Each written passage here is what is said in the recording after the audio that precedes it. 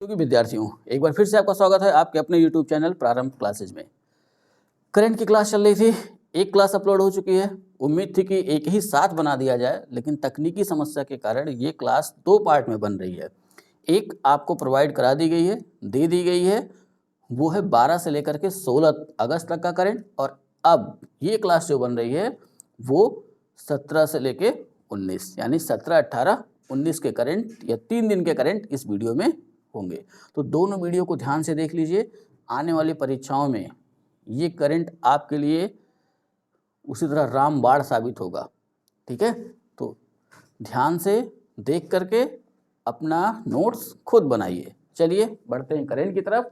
17 तारीख के करंट पे आते हैं। 17 तारीख के करंट में पहला करंट अपना है Bharat Ireland T20 cricket series 2023। ठीक है, तो ये ध्यान रखना है 3 T20 मैचों की सीरीज के लिए भारतीय टीम आयरलैंड पहुंची है। मेजबान आयरलैंड और मेहमान भारत। ठीक है, अब यहाँ एक चीज़ ध्यान रखना है, जब कोई ऐसी सीरीज हो और सारे मैच अगर एक ही स्थान पर खेले जाएं तो वो स्थान हमेशा ध्यान रखना है। ठीक है, क्योंकि अमूमन जो पेपर बनाते हैं ना, वो ऐसे इस पॉइंट पे ध्यान दे लेते हैं कि अच्छा एक ही जगह हो रहा है, लड़के ने ध्यान दिया है कि नहीं ध्यान दिया है, तो हमें भी ध्यान देना होगा। तो सभी मैच कहाँ खेले जा रहे हैं? The village Malahide cricket ground Dublin Ireland में खेले जाएंगे। ठीक है, भारतीय टीम के कप्तान जसप्रीत बुमराह, यहाँ भी ध्यान रखना है, जसप्रीत बुमराह पहली बार कप्तान बन रहे हैं, तो इस पॉइंट पे ध्यान रखना है कि भारतीय टीम के कप्तान जसप्रीत बुमराह हैं और आयरलैंड टीम के कप्तान एंड्रू बलबर्नी। ठीक है, नेक्स्ट करंट अपना किशोर जेना। कौन है ये, किस खेल के साथ इनका संबंध है, ये ध्यान में रख लेना है, क्योंकि इसमें भाला काफ़ी चल रहा है। जैसे कि आज जब हम लोग ये वीडियो शूट कर रहे हैं तो कल रात में नीरज चोपड़ा ने भाले में जो है अंतर्राष्ट्रीय एथलेटिक्स चैंपियनशिप में भाले में स्वर्ण पदक जीता। तो ये भी नाम ध्यान रखना, 3 भारतीय पहुंचे थे फाइनल में। ठीक है, तो जब अगला करंट जब बताऊंगा तो वहाँ अपडेट करेंगे, लेकिन अभी यहाँ इसलिए बता दे रहा हूँ कि ध्यान रखना है। ये किशोर जेना का नाम इसलिए ध्यान में रखना है कि भारतीय भाला फेंक खिलाड़ी हैं। ठीक है, हंगरी के दूतावास, हंगरी में ये प्रतियोगिता हो रही है, तो हंगरी के दूतावास ने इनका 1 महीने के वीजा का आवेदन रद्द कर दिया, परंतु इन्हें पुनः वीजा साक्षात्कार के लिए बुलाया।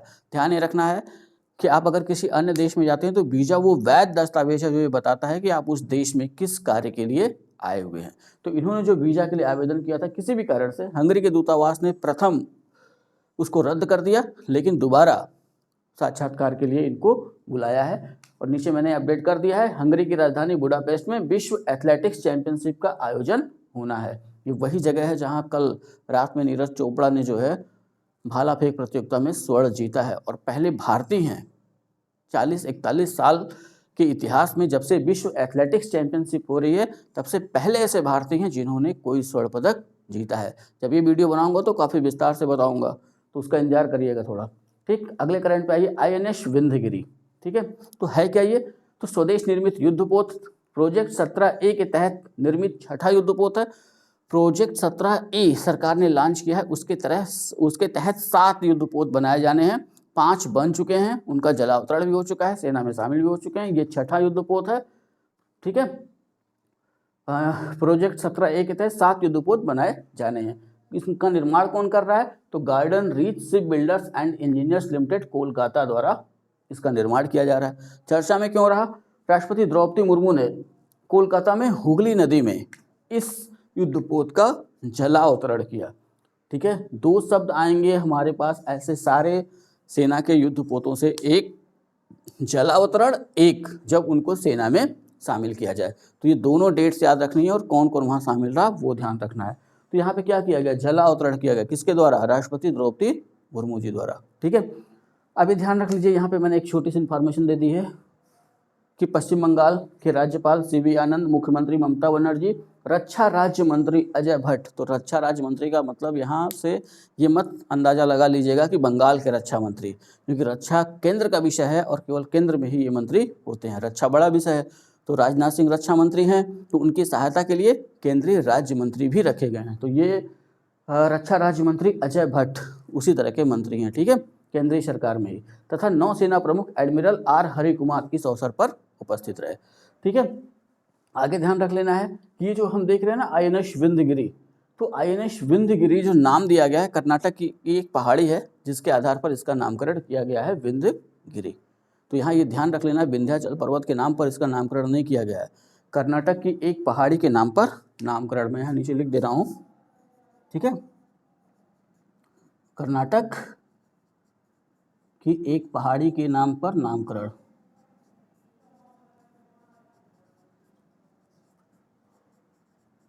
ठीक है, ठीक। नेक्स्ट करंट पे आते हैं, अंतर्राष्ट्रीय young eco hero award 2023।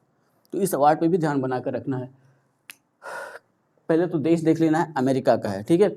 America के NGO, non government organisation, NGO का फुल फॉर्म, ऐसी संस्थाएं जो गवर्नमेंट की नहीं है लेकिन काम वैसा ही करती हैं जैसा गवर्नमेंट करती है, ठीक है, तो उनको NGO कहते हैं। आप भी खोल सकते हैं, उसके लिए रजिस्टर्ड कराना पड़ेगा आपको, ठीक। NGO एक्शन फॉर नेचर द्वारा युवा पर्यावरण योद्धाओं को दिया जाता है, यानी अंतर्राष्ट्रीय यंग हीरो अवार्ड युवा उन युवाओं को दिया जाता है जो पर्यावरण के क्षेत्र में अच्छा काम करते हैं, ठीक है। अब यहाँ ध्यान दे लीजिएगा, 8 से 16 वर्ष तक के बच्चों और किशोरों को ये पुरस्कार दिया जाएगा।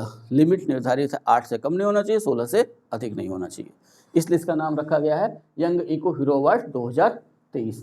इस वर्ष इस अवार्ड से 17 व्यक्तियों को, मैंने व्यक्तियों शब्द इसलिए यूज कर दिया कि बच्चे भी हैं और किशोर भी हैं, ठीक, तो उतना तो आप समझ ही लेंगे, ऊपर लिखा हुआ है 17 व्यक्तियों को सम्मानित किया गया।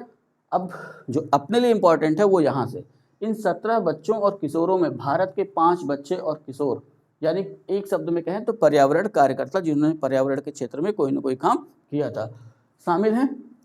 इन पुरस्कारों के तहत भारत के बच्चे और किशोर कौन कौन है, 5 का नाम लिया गया है, तो 3 तो ध्यान रखना है कि 17 में जो 17 रैंकिंग की गई उसमें पहला स्थान रहा इहा दीक्षित का, जो मेरठ की हैं, प्रथम स्थान तो यूपी के हैं, इनके ऊपर पूरा ध्यान बनाकर रखना है, ठीक है। पूछ सकता है कि इहा दीक्षित का संबंध इनमें से किस क्षेत्र से है, खेल दे सकता है, पर्यावरण क्षेत्र दे सकता है, इस तरह क्वेश्चन बनाए जा सकते हैं, तो उसके लिए तैयार रहना होगा, ठीक है। तो इहा दीक्षित मेरठ प्रथम स्थान, निर्वाण शोमानी दिल्ली द्वितीय स्थान इनको मिला, मान्या हर्षा बेंगलुरु तृतीय स्थान, कर्ण और रस्तोगी मुंबई और मन्नत दिल्ली। तो पहले 3 स्थान पे भारतीय ही हैं, तो ये भी नाम हमको ध्यान में रखने होंगे, ठीक है। अगले करंट पे आते हैं, Y20 शिखर सम्मेलन 2023। वाई का मतलब युवा, युवा 20 शिखर सम्मेलन आपको पता ही होगा, G20 की बैठक अभी सितंबर महीने में भारत में होने वाली है, ठीक है। उसी संदर्भ में Y20 को भी हमको देखना होगा, ठीक। स्थान वाराणसी, इसका प्रारंभ हुआ 17 अगस्त 2023 से, लेकिन उद्घाटन उत्तर प्रदेश के मुख्यमंत्री योगी आदित्यनाथ द्वारा रुद्राक्ष कन्वेंशन सेंटर, ये जगह नाम याद रखिएगा कि रुद्राक्ष कन्वेंशन सेंटर, ये कई बार कई जगह चर्चा में आ चुका है। और कहाँ पे है, तो अगर राज्य पूछा तो उत्तर प्रदेश, और उत्तर प्रदेश का जिला पूछा तो वाराणसी। यहाँ अंतर इतना ध्यान रखना कि इस बैठक का इस सम्मेलन का प्रारंभ 17 अगस्त से हुआ, लेकिन 18 अगस्त को इसका उद्घाटन हुआ मुख्यमंत्री योगी आदित्यनाथ द्वारा रुद्राक्ष कन्वेंशन सेंटर वाराणसी में, ठीक है। इस सम्मेलन में G20 देशों सहित G20 के देश तो शामिल ही थे, साथ ही साथ अंतर्राष्ट्रीय संगठनों के 130 प्रतिनिधियों ने हिस्सा लिया, ठीक, इतना ध्यान में रखना है। तो जैसे जहाँ तक मुझे लग रहा है सीधा क्वेश्चन जो बनने वाला यहाँ से वो ऐसे बन सकता है कि Y20 शिखर सम्मेलन 2023, युवा नहीं लिख के देगा आपको, थोड़ा सुलझा हुआ व्यक्ति रहेगा तो युवा लिख देगा, नहीं तो Y20 करके ही देगा। तो Y20 शिखर सम्मेलन 2023 का आयोजन कहाँ किया गया, ठीक है, तो ये ध्यान रख लेना है। स्थान वाराणसी, वाराणसी में कहाँ, तो रुद्राक्ष कन्वेंशन सेंटर, उद्घाटन 18 अगस्त, प्रारंभ 17 अगस्त, ठीक है। नेक्स्ट करंट पे आते हैं, थार रेगिस्तान चर्चा में है। तो यहाँ मैं याद दिला दूँ, ज्योग्राफी के संदर्भ में अगर रेगिस्तानों को हम बांटें तो 2 हिस्सा हमको मिलता है, एक गुजरात में मिलता है और एक राजस्थान में। तो राजस्थान वाला जो हिस्सा है वो है थार रेगिस्तान, और जो गुजरात का है उसको हम कहते हैं कच्छ का रण, ठीक है। तो ये ध्यान में रखना है। तो अब थार रेगिस्तान कहाँ कहाँ विस्तृत है, तो भारत के राजस्थान, ठीक है, तो भारत में केवल राजस्थान में है थार, पाकिस्तान के पंजाब और सिंध प्रांत में। तो जैसा कि पंजाब है ना, तो जब देश आज़ाद हुआ तो पंजाब को 2 भागों में बांट दिया गया, आधा पंजाब भारत में, आधा पंजाब पाकिस्तान में है। तो पंजाब नाम से एक प्रांत भारत में भी है, पंजाब नाम से एक प्रांत पाकिस्तान में भी है, ठीक है। तो पंजाब का पाकिस्तान का जो पंजाब और सिंध प्रांत है वहाँ पे थार रेगिस्तान विस्तृत है, यानी 2 देश भारत पाकिस्तान, और दोनों देशों को मिला के 3 राज्य, भारत का राजस्थान, और पाकिस्तान का पंजाब और सिंध। ठीक है, क्षेत्रफल लगभग इसका 2 लाख वर्ग किलोमीटर से अधिक है। क्यों चर्चा में रहा? तो कुछ वैज्ञानिकों का ऐसा मानना है कि इस क्षेत्र में वर्षा, जलवायु परिवर्तन के कारण इस क्षेत्र में वर्षा की मात्रा बढ़ी है। अब वर्षा की मात्रा बढ़ी है तो उनका ये मानना है कि इस सदी का अंत होते होते, यानी 2100 ख़त्म होते होते, ये रेगिस्तान आधा हरा भरा हो सकता है। वो तो भविष्य की बात है, लेकिन चर्चा में है, इसलिए ध्यान बना करके रखना है। 18 तारीख के करंट पे आते हैं। 18 तारीख का पहला करंट अपना हिमाचल प्रदेश। जैसा कभी हम लोगों ने देखा कि इस अगस्त के महीने में हिमाचल प्रदेश में काफ़ी बारिश हुई, तो हिमाचल प्रदेश और उत्तराखंड काफ़ी प्रभावित रहे। काफ़ी जगह भूस्खलन हुए, कई लोगों की मृत्यु हुई, कई लोग जो है घायल हुए, काफ़ी धन की भी हानि हुई। तो उस संदर्भ में हिमाचल प्रदेश सरकार ने अधिसूचना जारी कर प्रदेश को आपदा प्रभावित राज्य घोषित कर दिया है। ठीक है, तो पहले राज्य आपदा प्रभावित घोषित कर दिया है। अब केंद्र सरकार देखते हैं इस पर क्या निर्णय लेती है। हिमाचल के मुख्यमंत्री हैं सुखविंदर सिंह सुक्खू और हिमाचल के राज्यपाल, ये लिखना है आपको। ठीक है, तो हिमाचल के राज्यपाल खोज के वहाँ लिखेंगे, इसीलिए मैंने यहाँ पे इसको छोड़ा है कि कुछ चीज़ें आपको भी देखनी होंगी। ठीक है, करंट की शुरुआत हमारी हुई थी इस वीडियो में Bharat Ireland T20 cricket series 2023 से। तो 18/8 को, यानी 18 अगस्त को पहला मैच खेला गया। ठीक है, और जैसा कि हमने कहा कि जसप्रीत बुमराह पहली बार T20 के कप्तान बने हैं भारतीय टीम में, तो ध्यान रखना है कि भारत एवं आयरलैंड के मध्य T20 सीरीज के पहले मैच में जैसे ही पहला मैच शुरू हुआ, वैसे ही जसप्रीत बुमराह ने जैसे ही कप्तानी की, वैसे ही जसप्रीत बुमराह T20 क्रिकेट में भारत के 11वें कप्तान बने। 11वें कप्तान बने का मतलब कि 11वें खिलाड़ी हैं जो T20 में भारत की कप्तानी कर चुके हैं।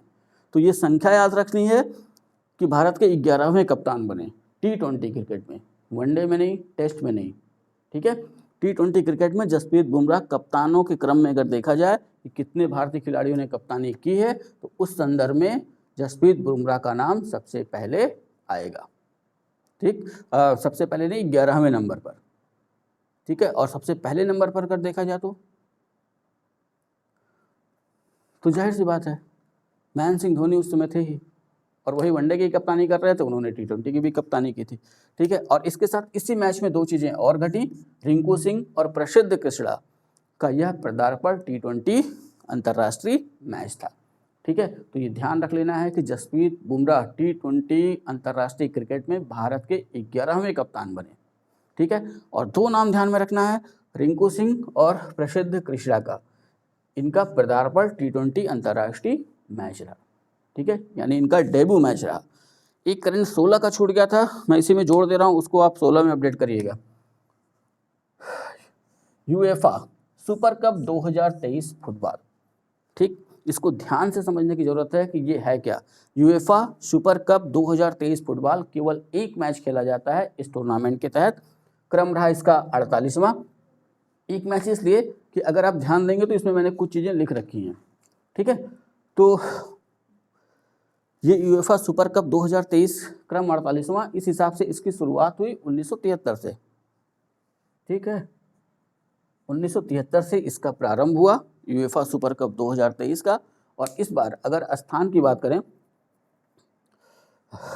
तो स्थान रहा कारेशकाशिस स्टेडियम, एथेंस, ग्रीस, और मैच हुआ 16 अगस्त 2023 को। चाहे फाइनल कर लीजिए, चाहे मैच कर लीजिए, जब एक ही मैच होना तो कोई दिक्कत ही नहीं है। तो अब यहाँ मैं समझा दूँ कि ये जो टूर्नामेंट होता है ना यूएफा सुपर कप, ये जो टीम उसी साल का 2023 का यूएफा चैंपियंस लीग और यूएफा यूरोपा लीग जीतती है, उन्हीं दोनों के बीच में ये मैच कराया जाता है। अगर कोई टीम दोनों ये जीत लेती है, यूएफा चैंपियंस लीग और यूएफा यूरोपा लीग, तो मैच कराने की ज़रूरत ही नहीं, तो वो खुद ही UEFA super cup 2023 super cup की विजेता घोषित हो जाती है। ठीक है, तो विजेता कौन रहा इसका, तो विजेता मैनचेस्टर सिटी। तो ये क्लब है, फुटबॉल क्लब है, कहाँ का है, इंग्लैंड का। पहली बार इसने जो है सुपर कप 2023 जीता है।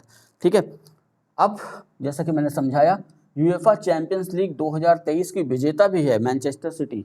ठीक है, और उप विजेता कौन रही, इंटर मिलान, ये इटली का फुटबॉल क्लब है। स्थान कहाँ रहा, इस्तांबुल, तुर्की।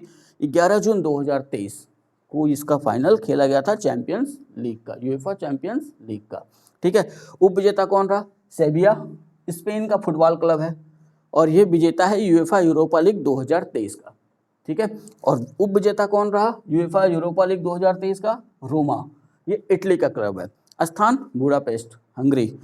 1 जून 2023 को इसका फाइनल खेला गया था। तो ये समझ में आ गया ना कि यूएफा सुपर कप जो होता है वो उन दो टीमों के बीच खेला जाएगा जो champions league, UEFA Champions League और यूएफा यूरोपा लीग की उस वर्ष की विजेता टीमें होंगी। उनमें से चुना जाता है सर्वश्रेष्ठ टीम को। तो यूएफा, तो इसके फुल फॉर्म पे अगर जाना हो आपको फुल फॉर्म वहाँ लिख लेना होगा जहाँ आप करेंट बना रहे हैं, union of European football association, ठीक है। और इसमें अभी 32 टीमें शामिल हैं यूरोप की। तो ये 32 टीमों का मतलब ये है कि ये 32 क्लब हैं, ठीक है, अन्य अलग अलग देशों के, ठीक।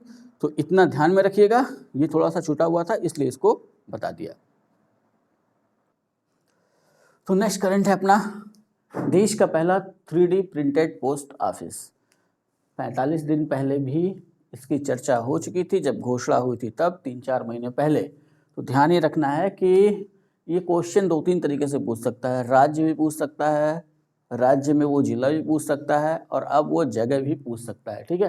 तो स्थान है बेंगलुरु और राज्य है कर्नाटक और जगह है आवासीय कैम्ब्रिज लेआउट, ठीक है। आवासीय कैम्ब्रिज लेआउट का मतलब कि एक रिहायशी इलाका है वो बेंगलुरु में, ठीक है। वहाँ पे ये जो है बनाया गया है भारत का पहला 3D प्रिंटेड पोस्ट ऑफिस। ध्यान रखना है कि 3D प्रिंटेड पोस्ट ऑफिस है ये, ठीक है।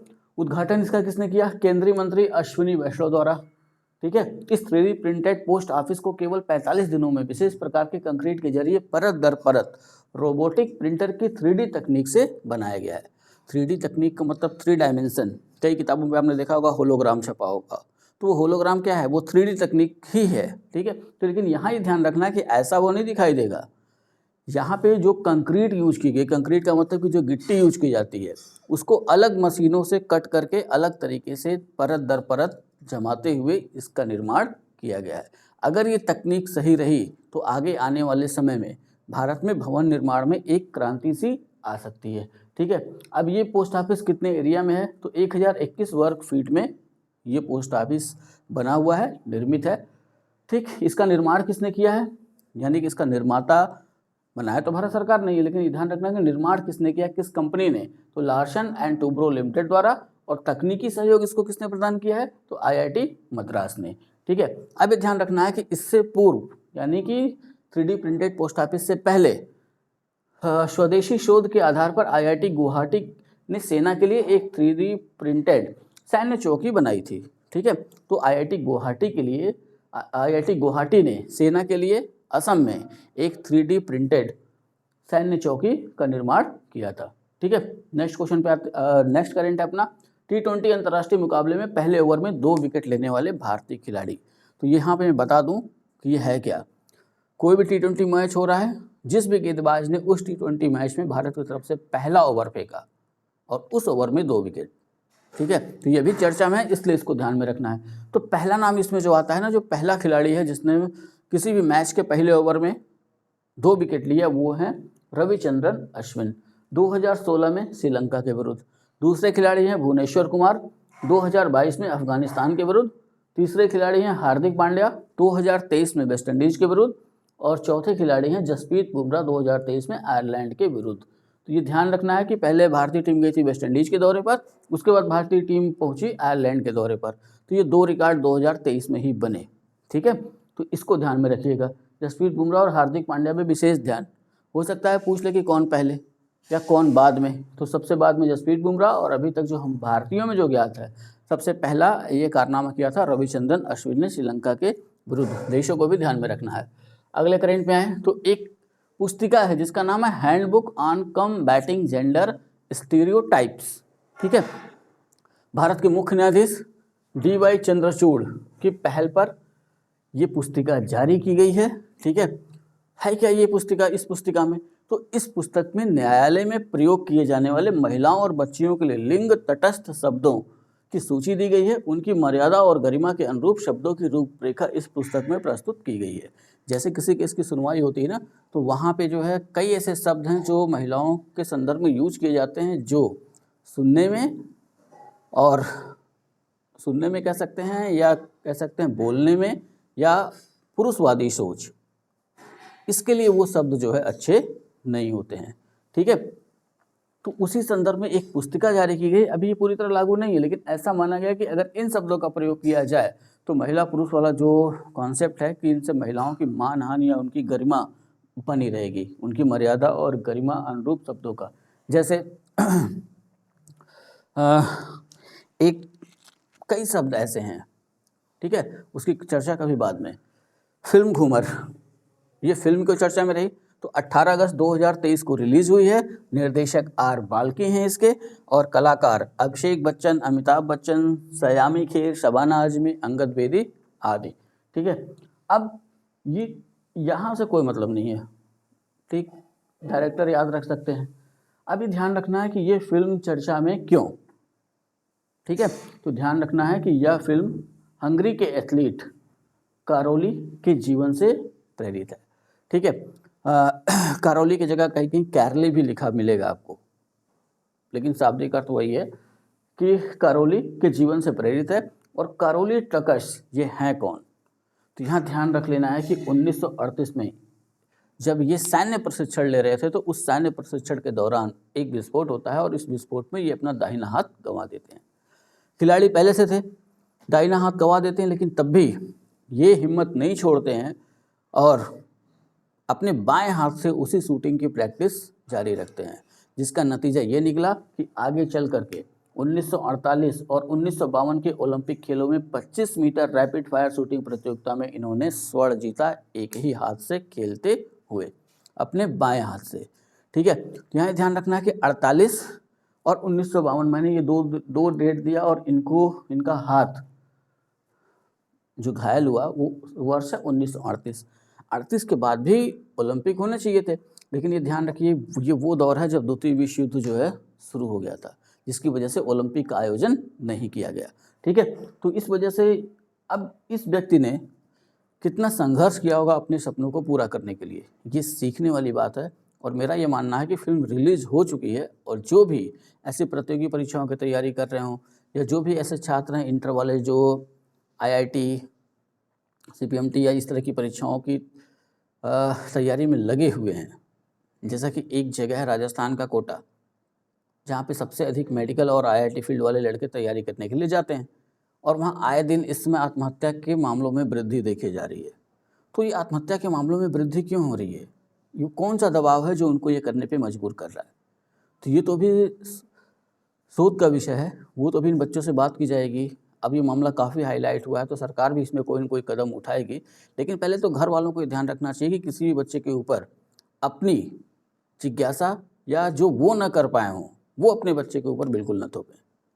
उसको स्वतंत्र जीवन दें, और जिस फील्ड में वो जाना चाहता है उस फील्ड में उसको जाने दें, तो हो सकता है कि ये आत्महत्या का दौर रोका जा सकता है।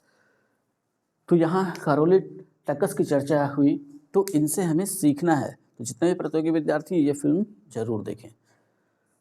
अगला नाम लियोनेल मेसी, फुटबॉल में चर्चित नाम है, लगभग हर कोई जानता है। जैसे क्रिकेट में सचिन तेंदुलकर भारत के लिए, वैसे ही विश्व में इसमें लियोनेल मेसी वर्तमान में फुटबॉल खिलाड़ियों में क्यों चर्चा में रहे। पहले तो ध्यान कर लेना किस देश के हैं, तो अर्जेंटीना के फुटबॉल खिलाड़ी हैं, और अर्जेंटीना की फुटबॉल टीम के कप्तान भी हैं।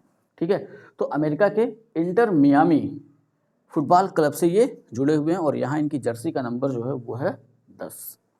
ठीक है, सचिन तेंदुलकर की जर्सी का नंबर भी 10 है, और यहाँ इनकी जर्सी का नंबर भी 10।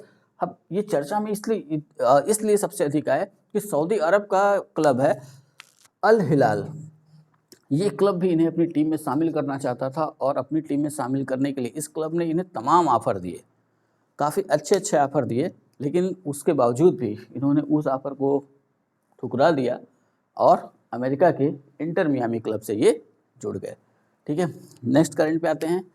लाल परी एक विंटेज कार, जितनी पुरानी कारें होती हैं उनको हम एक शब्द उनके लिए यूज़ करते हैं, विंटेज कार। ठीक है, तो 1950 में MG कारखाना एबिंगडन इंग्लैंड में निर्मित, तो उस हिसाब से 73 वर्ष पुरानी कार है।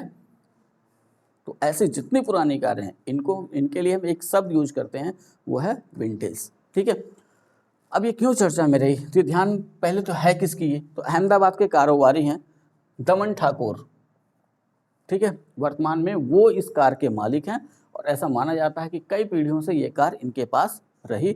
इस कार का वास्तविक नाम अगर देखें तो जब ये बनी होगी तो इसको क्या नाम दिया गया था, तो नाम था 1950 MG/T।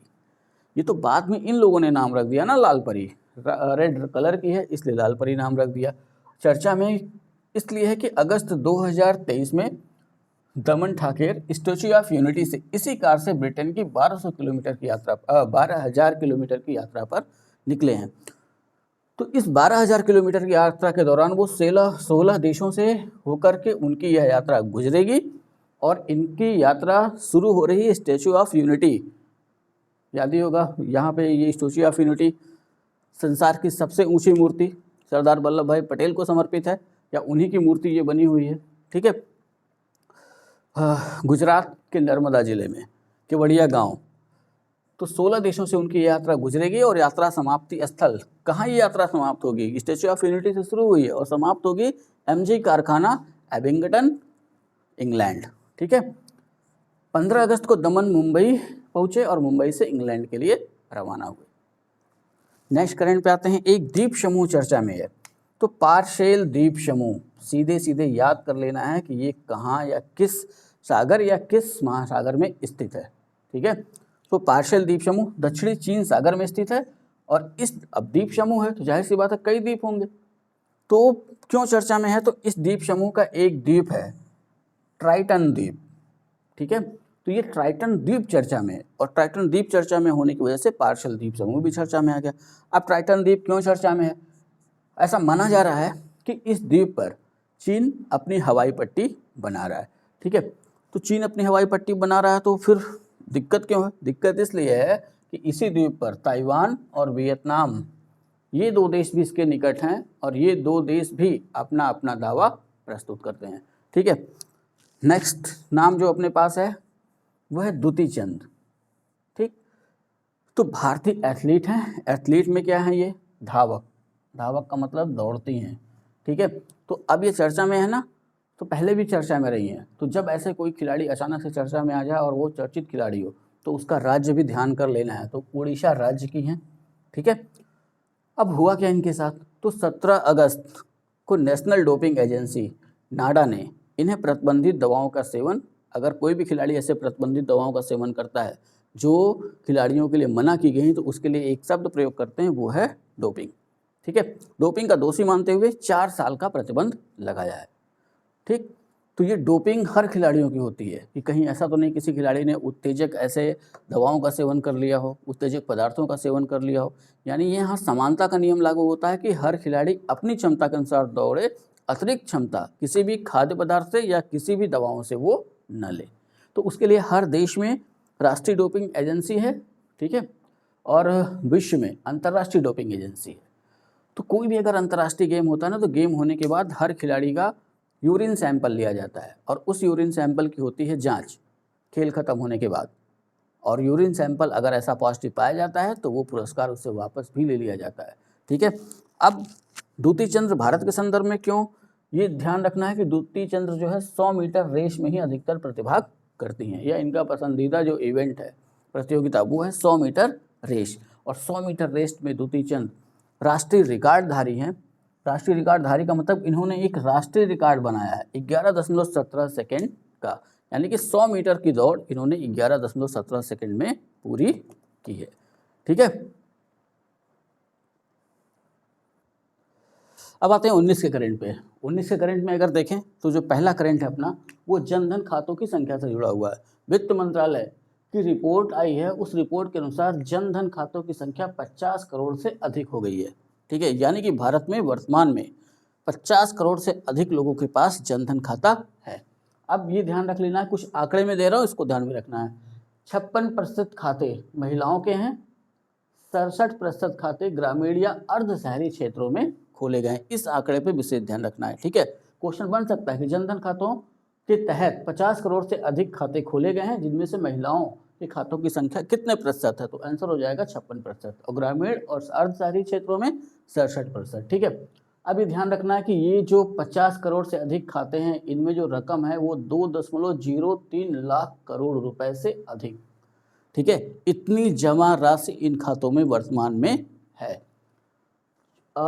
इन खाता धारकों को 34 करोड़ रुपए कार्ड मुफ्त जारी किए गए हैं, जो एटीएम कार्ड होता है। खातों में औसत बैलेंस, अगर हर खाते के धन को एक साथ कर दिया जाए और देखा जाए कि एक खाते में कितना है, तो औसत बैलेंस हमारा आता है 4076 रुपये। ठीक है, और जो सबसे अधिक ध्यान में रखना है वो ये कि जन धन योजना कब लॉन्च की गई। तो जन धन योजना 28 अगस्त 2014 को प्रधानमंत्री द्वारा लॉन्च की गई थी।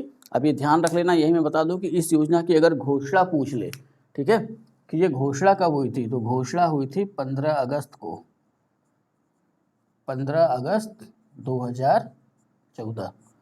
और नरेंद्र मोदी जी जब प्रधानमंत्री बने तो उनके नेतृत्व में ये पहली योजना भारत के लिए जन धन योजना, घोषणा 15 अगस्त 2014 और जन धन योजना लॉन्च की गई 28 अगस्त 2014। ठीक है, नेक्स्ट करंट पे आते हैं, फ्रोटस। ठीक है, ये फ्रोटस क्या है, तो कमल की पंखुड़ियों, जड़ और बीज से तेल निकालकर तैयार किया गया परफ्यूम। ये ध्यान रखना कि कमल में कोई विशेष खुशबू तो होती नहीं है, तो इसकी खुशबू लाने के लिए इसमें और भी कई चीज़ें मिलाई गई, जैसे केवड़ा, नींबू, इस तरह के और भी कुछ कुछ अर्क यानी कि अन्य चीज़ों के सुगंधित रस को मिलाया गया है, तब ये परफ्यूम बना है। सुगंध और सुरस विकास केंद्र का दावा है कि इस तरह का परफ्यूम विश्व में पहली बार तैयार किया गया है। ठीक है, क्योंकि आपने भी नाम नहीं सुना होगा कि कमल के फूल का परफ्यूम या कमल के फूल का सेंट। ठीक है, तो दो वैज्ञानिक हैं, डॉक्टर ज्ञानेंद्र सिंह और शिवम शुक्ला, जो सुगंध और सुरस विकास केंद्र में वैज्ञानिक हैं। इन दोनों ने प्रोजेक्ट फ्रोटस, लोटस से ही इन्होंने बना दिया फ्रोटस के तहत इसे तैयार किया है।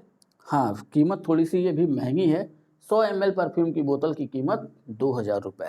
रीज़न ये है कि अभी प्रायोगिक चरण में है, जब इसका उत्पादन अधिक होने लगेगा, खपत जब अधिक हो जाएगी, तो धीरे धीरे ये जो मूल्य है इसका ये कम हो जाएगा। नेक्स्ट करंट पे आइए, अगला करंट है महाराष्ट्र का पहला उद्योग रत्न पुरस्कार। पहला है इसलिए ध्यान में रख लेना है। क्वेश्चन कैसे बनाया जा सकता है, क्वेश्चन ऐसे ही बन सकता है कि अभी हाल ही में किस राज्य ने अपने यहाँ पहला उद्योग रत्न पुरस्कार प्रारंभ किया है, तो आंसर हो जाएगा महाराष्ट्र। तो महाराष्ट्र सरकार द्वारा स्थापित, और ये पहला पुरस्कार दिया किसको गया, तो पहला पुरस्कार दिया गया उद्योगपति रतन टाटा को। रतन टाटा वो नाम है कि लगभग सभी इससे परिचित होंगे। ठीक है, और ये पुरस्कार प्रदान रतन टाटा को किसने किया, तो महाराष्ट्र के मुख्यमंत्री एकनाथ शिंदे, और महाराष्ट्र में 2 उप मुख्यमंत्री हैं, एक है देवेंद्र फडणवीस और अजित पवार। इन तीनों ने ये पुरस्कार इन्हें प्रदान किया। ठीक है, इस पुरस्कार के तहत 1 साल दी गई, एक प्रशस्ति पत्र दिया गया और एक स्मृति चिन्ह दिया गया। ठीक है, नेक्स्ट करंट पे आइए, एक मंदिर चर्चा में है, वो मंदिर है प्रम्बानन मंदिर। ठीक है, कहाँ स्थित है, तो ये मंदिर स्थित है योग्याकार्ता, इंडोनेशिया। ठीक है, योग्याकार्ता इंडोनेशिया में स्थित है, और ये मंदिर है 10वीं शताब्दी का, और इंडोनेशिया के किस द्वीप पर, तो जावा द्वीप पर। किसको समर्पित है, किस देवता को समर्पित है, तो मुख्यतः भगवान शिव को समर्पित है, लेकिन इस मंदिर के अगल बगल और भी हैं, तो ऐसा माना जाता है कि त्रिमूर्ति की पूजा की जाती थी, ब्रह्मा विष्णु महेश। ठीक है, तो ये त्रिमूर्ति को भी समर्पित है। दोनों में से अगर ऐसा क्वेश्चन बने और शिव और त्रिमूर्ति दोनों ऑप्शन में दिया हो तो त्रिमूर्ति पे जाना है। ठीक है, अगर पूछ ले प्रमुखता किसको, तो शिव को, अगर अलग अलग कर दिया तब भी हम शिव पे ही जाएंगे। यूनेस्को की विश्व विरासत सूची में भी इस मंदिर को स्थान दिया गया है। क्यों चर्चा में रहा यह मंदिर, तो इस मंदिर परिसर में अमेरिकी कलाकार ब्रायन डोनेली ने एक कलाकृति बनाई। ठीक है, और उस कलाकृति का नाम है आर्ट इंस्टॉलेशन, और ये कलाकृति वहाँ आने वाले लोगों के लिए आकर्षण का केंद्र रही। तो ये ध्यान में रखना है, आर्ट इंस्टॉलेशन कहाँ बनाई गई, प्रम्बानन मंदिर, और ये है कहाँ पे, योग्याकार्ता इंडोनेशिया। और अगर द्वीप पूछे तो जावा द्वीप, भगवान शिव या त्रिमूर्ति को समर्पित। और आर्ट इंस्टॉलेशन बनाया किसने, तो अमेरिकी कलाकार ब्रायन डोनेली। ठीक है, नेक्स्ट करंट पे आते हैं, शुक्र ग्रह चर्चा में है, अंग्रेजी में जिसको हम वीनस कहते हैं, और उसके सबसे खूबसूरत ग्रह की बात की जाए तो शुक्र को सबसे खूबसूरत ग्रह माना जाता है, प्रेम और सौहार्द का प्रतीक माना जाता है। ठीक है, चर्चा में क्यों है शुक्र, चर्चा में इसलिए है कि अगर शुक्र के बारे में आपने पढ़ा होगा तो इसको हम भोर का तारा और सायं का तारा भी कहते हैं। तो 6 महीने ये पश्चिम दिशा में दिखाई देगा और 6 महीने ये पूरब दिशा में दिखाई देगा। तो यही घटना घट रही है कि 21 अगस्त 2023 से 6 महीने के लिए यह ग्रह पूर्व दिशा में दिखाई देगा, और जब ये पूरब दिशा में दिखाई देगा तो इसको हम कहेंगे मॉर्निंग स्टार, यानी भोर का तारा। ठीक है, अब जब 6 महीने ये पश्चिम में दिखाई देगा तो हम इसे कहेंगे इवनिंग स्टार, यानी सांझ का तारा या सायं का तारा। 15 अगस्त को यह पृथ्वी और सूर्य के बीचों बीच था। ठीक, एक तरफ पृथ्वी, एक तरफ सूर्य और बीचों बीच शुक्र ग्रह। ठीक है, तो ये 2 डेट ध्यान रखनी है। और शुक्र के बारे में कुछ चीज़ें और भी हैं, अभी मैं छोटा छोटा बता देता हूँ, जब ज्योग्राफी में पढ़ेंगे तो पूरा बताऊँगा। ध्यान रखना है कि चंद्रमा के बाद रात्र में दिखाई देने वाला सबसे चमकीला ग्रह, ठीक, इसे पृथ्वी की जुड़वा बहन कह लें, सायं या भोर का तारा कह लें, सबसे गर्म ग्रह कहा जाता है, सबसे चमकीला ग्रह कहा जाता है, प्रेशर कुकर की दशाओं वाला ग्रह कहा जाता है। और अभी जो हाल में चर्चा रहा शुक्र, एक और घटना घटी कि शुक्र के वायुमंडल में फास्फीन नामक गैस पाई गई, और ऐसा माना जाता है कि जीवन के लिए फास्फीन आवश्यक है। जिन जिन ग्रहों पर फास्फीन पाई जाती है वहाँ जीवन संभव है। तो ऐसा माना जा रहा है कि हो सकता है शुक्र पे कुछ सूक्ष्म जीव मौजूद हों। ठीक है, तो बाद के शोध का विषय है, फिर बाद में देखा जाएगा। तो शुक्र ग्रह इसलिए चर्चा में रहा क्योंकि अब ये 6 महीने हमको दिखाई देगा पूरब, यानी जब सूर्योदय होगा उस समय ये सूर्य के आसपास हमको दिखाई देगा, और 6 महीने ये पश्चिम दिशा में दिखाई देता है, अपने बाएं हाथ की तरफ। ठीक है, अगले करंट पे आते हैं। पूर्व प्रधानमंत्री राजीव गांधी, 20 अगस्त को इनकी जयंती मनाई जाती है, और इनकी जयंती 2 रूपों में मनाई जाती है। एक तो अक्षय ऊर्जा दिवस। अक्षय ऊर्जा दिवस का मतलब कि वो ऊर्जा जो कभी खत्म ना हो, जैसे सौर ऊर्जा, जल ऊर्जा, पवन ऊर्जा। ठीक है, तो अक्षय ऊर्जा दिवस 20 अगस्त कब से मनाया जा रहा है? 2004 से।